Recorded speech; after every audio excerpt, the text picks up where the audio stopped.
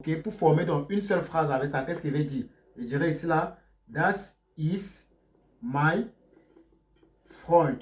Ok, das ist my Freund, virgule. Vu que je vais former une seule phrase, votre verbe ici va aller à la fin de votre phrase. Ok, man sagt der Freund. L'article de Freund, c'est der Freund. Ok, l'article de Freund, c'est der Freund. Donc, je vais dire ici là, der.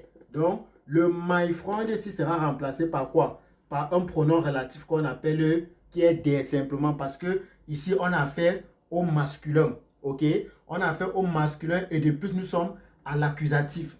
Ok, au nominatif autant pour moi. Parce que vous avez le verbe is, ce qui est le nominatif. Ok, donc je vais donc utiliser celui-ci. C'est ça que je vais utiliser. Ok, donc je dirais das ist my Freund. Celui-ci sera remplacé par le der qui est ton pronom relatif. Ok, et j'écris maintenant der et je copie le reste. Aus Berlin, aus Berlin kommt. Simplement. Comme j'ai dit, lorsque vous utilisez les pronoms relatifs, le verbe se place à la fin.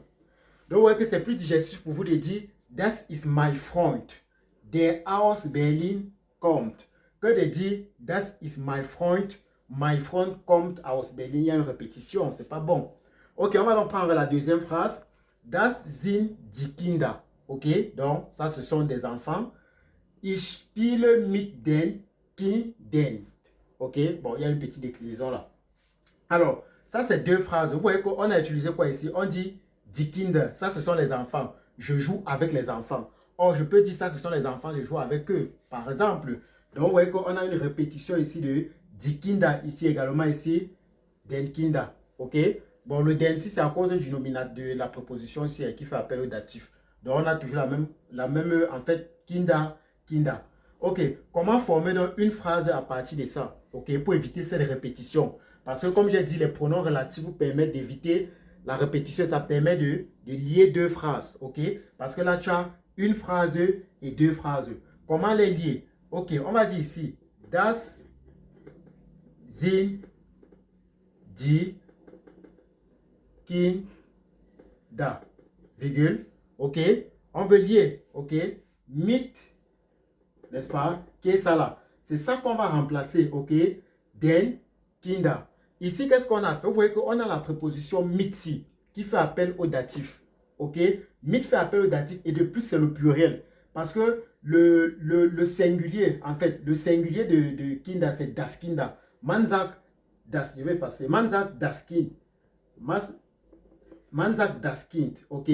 On dit das Kind. Donc, quand ici j'ai den Kindern, ici c'est le pluriel en fait. Donc, ça fait le datif pluriel. Et on a vu que ce n'est que le datif pluriel qui change au niveau des pronoms relatifs, ok? Ce n'est que le datif pluriel qui change, ok? Uniquement. Donc ce qu'elle avait fait ici, c'est que, pourtant c'est le neutre autant pour moi. Donc, ici je vais dire denen, ok? Ça sera remplacé par denen. Donc, le den Kindasi sera remplacé par denen.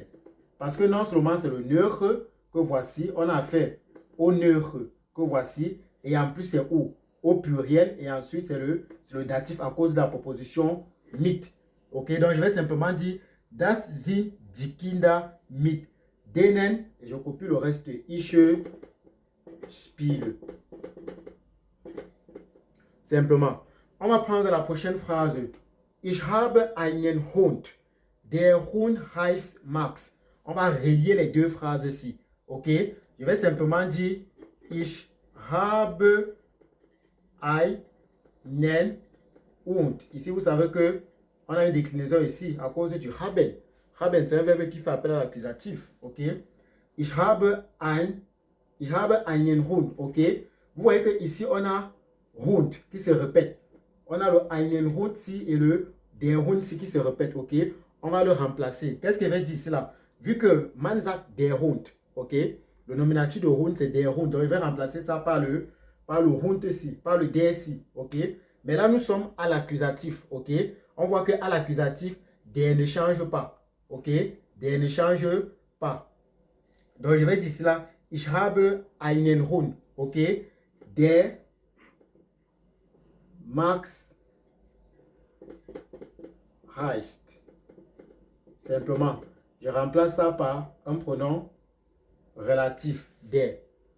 Ok? Prochaine phrase. Ich habe eine Schwester. Die Schwester wohnt in Hamburg. On va donc relier ces deux phrases ici. On va simplement dire Ich habe eine Schwester. Ich habe eine Schwester. Ok? Die. Ok? Die. Et je copie le reste. Die. Puisqu'on va remplacer ça. Ok? Par un pronom relatif. Die in. J'ai dit que lorsque vous envoyez le verbe à la fin, die in Hamburg. Oh là là. Die in Hamburg wohnt. Bon, je vais expliquer.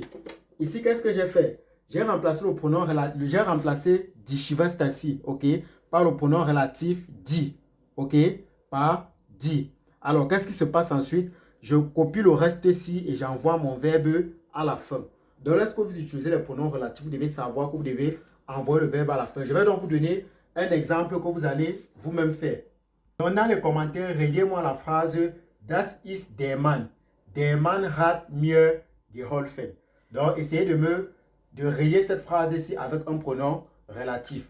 Donc, n'hésitez pas de vous abonner à mon compte TikTok, de liker la vidéo et de la partager au maximum. Bis bald.